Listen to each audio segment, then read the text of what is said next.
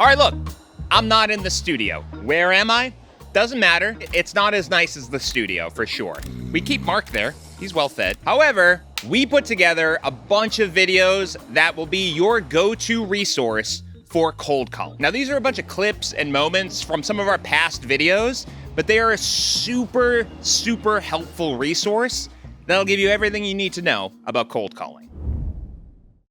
The research says that 17 outreaches, that 17 attempts is the optimal number to balance persistence with scalability. No way. It's crazy, right? Everybody gets annoying phone calls and emails every hour that pisses them off, but they never remember who the company is. I've never seen anyone at a conference be like, hey, by the way, like we're in the market for a new email marketing tool. Which one do you recommend? Like, oh, I'd go with this one. Definitely don't talk to these guys. They do annoying voicemails all the time. That just never happened. It's actually a game that balances scalability with personalization. And those two goals are at odds with each other. The optimal scalability tactic would be, here's a script, like here's an email, one email, here's a script. Just send that email and read that script every single time.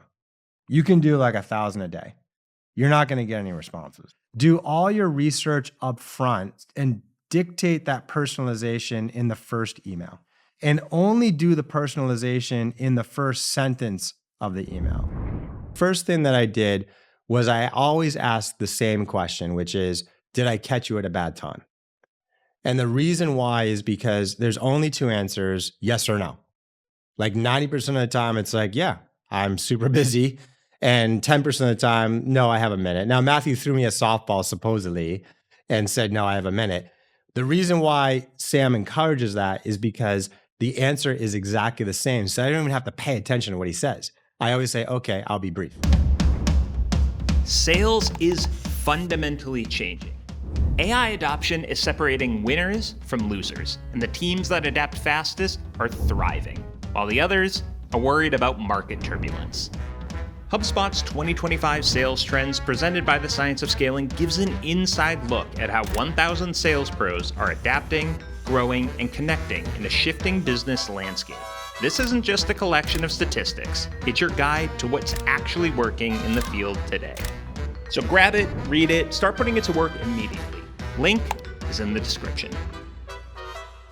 So first off, this is like a game of seconds. Every word counts. If you're good, you get hung up on 80 to 90% of the time.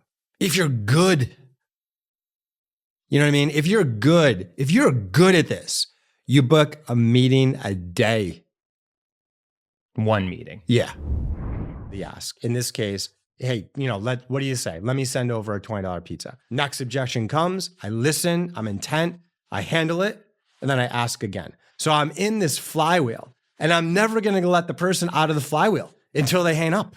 And like the data shows that like the best SDRs and cold callers out there, on average, will handle 3 or 4 of those before they book a meeting. You don't want to sound like a salesperson.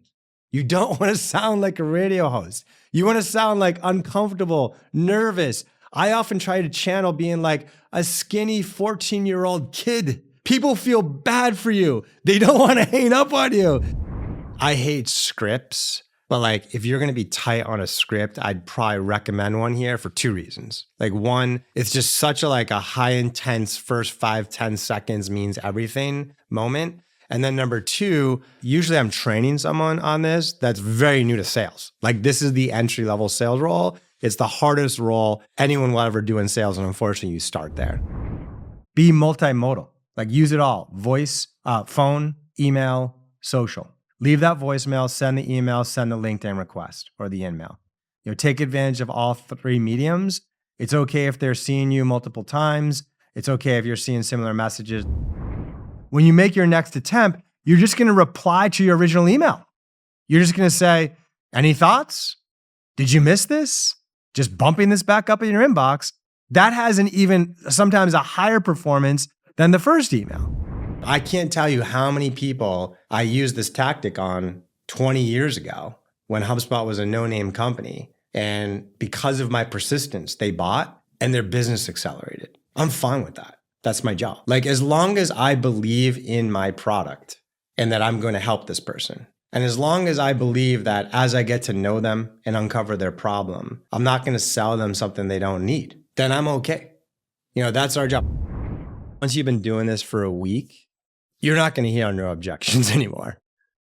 In fact, like, when you study these things, 90% of the objections will be simplified to a 5 to 10 list. I don't have time. I don't have the money. It's not healthy, whatever. So this becomes really much easier to do when you do it for weeks. Please don't put the work on the buyer to book your Calendly link. Do not end your email with like, if you're interested, book time in my calendar around my time. Here, you're putting the work on me. Just say, when are you available, and make it happen. So if you haven't subscribed to the channel yet, obviously subscribe and let us know in the comments what you think. Okay, thank you and happy scaling.